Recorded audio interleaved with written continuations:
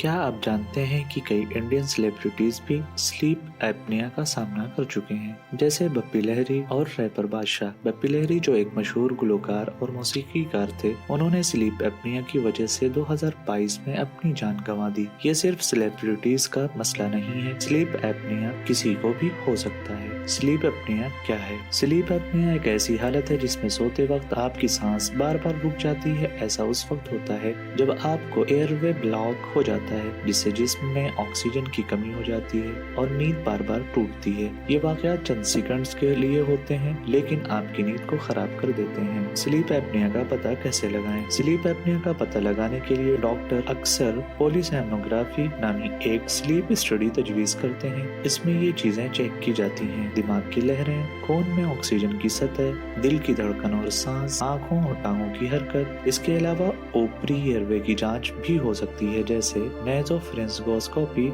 जिसमें नाक और गले के रास्ते एंडोस्कोप डालकर ब्लॉक की जगह का पता लगाया जाता है। स्लीप एंडोस्कोपी ये भी तकरीबन वैसा ही है, मगर हल्की बेहोशी में किया जाता है ताकि सोते वक्त की सूरत हाल को ठीक से समझा जा सके। स्लीप एपनिया का इलाज। स्लीप एपनिया के कुछ इलाज हैं, जैसे कंटिन्यूअस पॉजिटिव एयरवे प्रेशर। यह मशीन आपके नाक और मुंह में हवा भेजती है ताकि एयरवे खुला रहे। साथ ही वजन कम करना, शराब से बचना और करवट लेकर सोना भी मददगार हो सकता है। सर्जरी। कुछ सूरतों में सर्जरी की जरूरत भी पड़ सकती है। अगर आपको लगता है कि आपको स्लीप एपनिया हो सकता है तो इसे हल्के में ना लें। दुनिया भर में 936 मिलियन लोग स्लीप एपनिया की अलामात का सामना कर रहे हैं और कई का सही से डायग्नोसिस भी नहीं हो पाता।